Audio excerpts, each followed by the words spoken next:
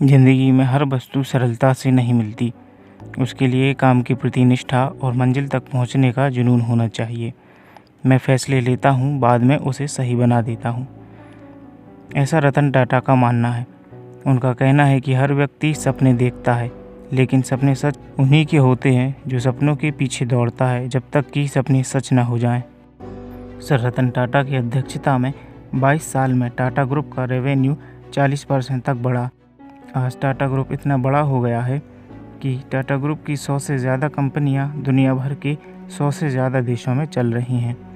हमारे देश की जीडीपी में टाटा ग्रुप का बहुत बड़ा योगदान है। सर रतन टाटा का जन्म 28 दिसंबर सन 1937 को एक पारसी परिवार में हुआ था। इनके पिता का नाम नवल टाटा और माता का नाम सोनू टाटा था। सर रतन टाटा की शुरुआती पढ़ाई Riverdale Country School, the Cathedral and John Cannon School, Bishop Cotton School Shimla से हुई।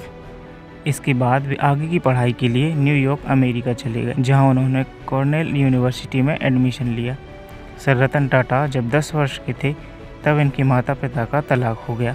इस वजह से इनकी देखभाल इनकी दादी माँ ने की। सर रतन टाटा एक बहुत ही शर्मीले व्यक्ति हैं और समाज के लोगों के लिए दिखावा करना इन्हें बिल्कुल पसंद नहीं है। आज दुनिया भर के देशों में फैली टाटा ग्रुप की कंपनीज में शायद ही ऐसा कोई क्षेत्र होगा जिसमें टाटा ग्रुप ने अपने पैर न जमाए हों। टाटा ग्रुप की वजह से सिर्फ भारत में ही नहीं बल्कि दुनिया भर के देशों में भी लोगों को रोजगार मिल सका है। सर रतन टाटा एक स्वाभिमानी व्यक्ति हैं जिन्होंने विदेश में अपनी पढ़ाई के दौरान होटलों में बर्तन मांजने जैसे छोटे छोटे काम भी किए हैं। अपनी पढ़ाई पूरी करके जब रतन टाटा लौटे तब सन 1961 से उन्होंने टाटा स्टील के शॉप फ्लोर पर काम करके अपना करियर शुरू किया। सन 1970 तक रतन टाटा ने टाटा ग्रुप की अलग अलग कंपनियों में काम किया। सन 1972 में रतन टाटा को नेल्को का डायरेक्टर इंचार्ज नियुक्त किया गया, एक कंपनी जो बहुत ही अधिक वित्तीय कठिनाइयों में थी। जब रतन टाटा ने अपना कार्यभार संभाला तब सन 1972 से 1975 तक नेल्को ने अपनी बाजार में हिस्सेदारी 20% तक बढ़ा ली और अपना घाटा भी पूरा कर लिया। लेकिन 1975 में भारत की प्रधानमंत्री इंदिरा गांधी जी ने आपात की स्थिति घोषित कर दी, जिसकी वजह से आर्थिक मंदी आ गई। इसके बाद सन 1977 में रतन टाटा को एम्प्रेस मिल का भार सौंपा गया। यह एक कपड़ा मिल थी, लेकिन पर्याप्त निवेश न होने के कारण यह कंपनी ज़्यादा समय तक नहीं चल सकी। सन 1981 में रतन टाटा टाटा इंडस्ट्रीज़ और समूह की अन्य होल्डिंग कंपनियों के अध्यक्ष बने। सन 1991 में JRD टाटा ने टाटा ग्रुप के चेयरमैन का कार्यभार रतन टाटा को सौंप दिया। तब से लेकर आज तक रतन टाटा जी ने टाटा ग्रुप का आकार ही बदल दिया है, जो कि आज भारतीय शेयर बाजार में किसी भी दूसरी व्यापारिक कंपनी से ज़्यादा बाजार पूंजी रखते हैं। रतन टाटा के मार्गदर्शन में ही TCS यानी टाटा कंसल्टेंसी सर्विसेज को न्यूयॉर्क स्टॉक एक्सचेंज में लिस्ट किया और सन 1998 में टाटा मोटर्स ने अपनी पहली कार टाटा इंडिका को बाजार में उतारा और जिनेवा में मोटर शो में बहुत ही धूमधाम से इस कार को लॉन्च किया गया। लेकिन इतनी मेहनत के बाद भी टाटा इंडिका को मार्केट से अच्छा रिस्पांस नहीं मिला और यह कार नहीं चल सकी और इसकी वजह से टाटा मोटर्स को बहुत नुकसान झेलना पड़ा। रतन टाटा को इन्वेस्टर्स द्वारा टाटा इंडिका की वजह से हुए नुकसान की भरपाई के लिए टाटा मोटर्स को बेचने तक की सलाह दी जाने लगी और रतन टाटा भी टाटा मोटर्स को बेचने के लिए तैयार हो गए और इस डील को फाइनल करने के लिए वे अपने बिजनेस पार्टनर्स के साथ फोर्ड कंपनी के पास गए और फोर्ड कंपनी के चेयरमैन बिल फोर्ड ने बातों ही बातों में रतन टाटा जी से कहा कि जब तुम्हें कार बनानी नहीं आती तो तुमने इस कंपनी में इन्वेस्ट क्यों किया? तुम्हारी यह कंपनी खरीद कर हम तुम पर एक एहसान कर रहे हैं। बिल फोर्ड की यह बात रतन टाटा के दिल में लग गई और वे मीटिंग छोड़कर वापस आ गए।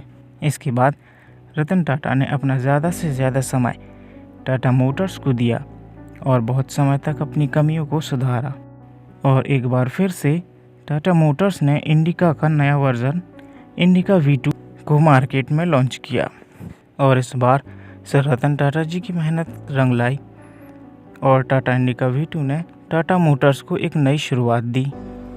और सन 2008 में टाटा मोटर्स ने दिवालिया होती फोर्ड कंपनी से लैंड रोवर और जगुआर को $2.3 अरब में खरीद लिया।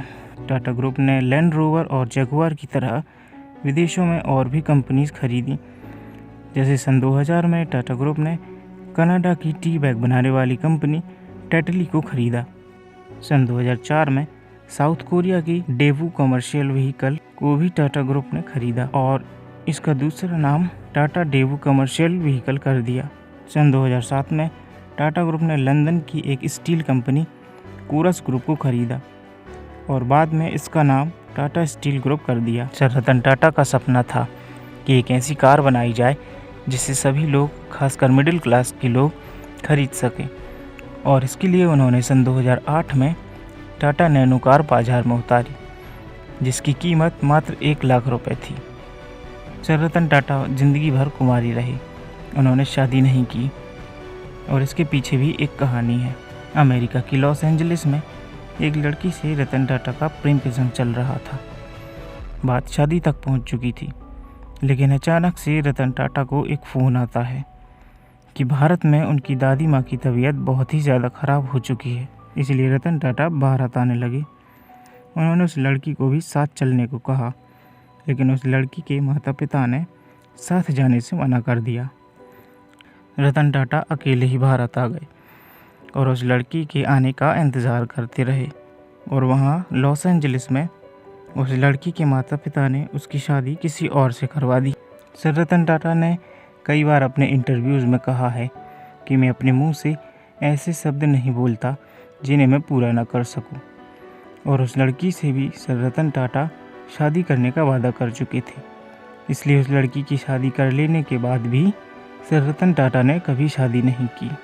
सर रतन टाटा यदि चाहें तो बहुत आसानी से भारत के सबसे अमीर व्यक्ति बन सकते हैं, लेकिन उनका कहना है कि मैं नहीं चाहता कि भारत आर्थिक रूप से महाशक्ति बने, बल्कि यह चाहता हूँ कि भारत एक खुशहाल देश बने, और इसलिए वे अपनी कमाई का ज़्यादातर हिस्सा चैरिटी में डोनेट करते हैं।